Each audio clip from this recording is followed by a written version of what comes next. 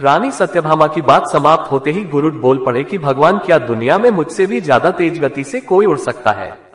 इसके बाद सुदर्शन चक्र का भी अंधकार जाग गया और वे भी बोले पड़े कि प्रभु, क्या संसार में मुझसे भी शक्तिशाली कोई है।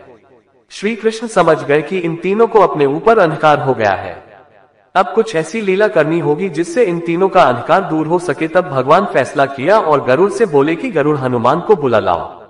उनसे कहना कि भगवान राम माता सीता के साथ उनकी प्रतीक्षा कर रहे हैं। गरुड़ भगवान की आज्ञा लेकर हनुमान को बुलाने के लिए उड़ चले। सत्यभामा से श्री कृष्ण ने कहा कि देवी, तुम के रूप में श्रृंगार करके तैयार हो जाओ, और श्री कृष्ण ने राम का रूप धारण कर लिया। भगवान श्री कृष्ण ने सुदर्शन चक्र से कहा कि तुम महल के प्रवेश द्वार पर पहरा दो और जब तक वे स्वयं किसी को न बुलाए तब तक किसी को महल में प्रवेश न करने दे। भगवान की आज्ञा लेकर सुदर्शन चक्र प्रवेश द्वार पर बैठ गए। उधर गरुड़ ने हनुमान जी के पास पहुंचे और प्रभु का संदेश सुनाया।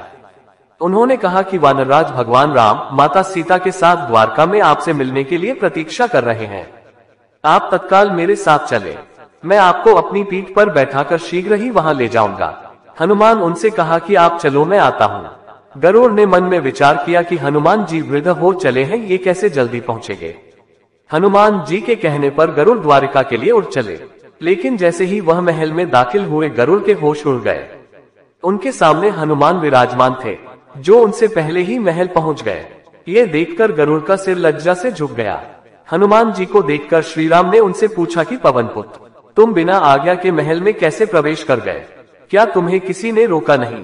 तो हनुमान जी ने विनम्रता पूर्वक सिर झुकाकर अपने मुंह से सुदर्शन चक्र को बाहर निकाला और उनके सामने प्रस्तुत कर दिया। सुदर्शन चक्र को सौंपने के बाद हनुमान जी बोले, प्रभु, इस चक्र ने रोका था, इसलिए मैंने इसे मुंह में रख लिया और आपसे मिलने आ गया। इस बात पर भगवान मन ही मन मुस्कुराने लगे।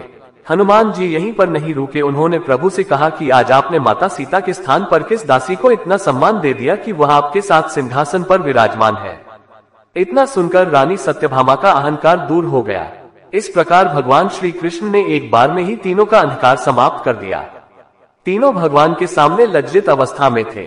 सभी ने प्रभु से माफी मांगी और उन्हें बात समझ में आ गई।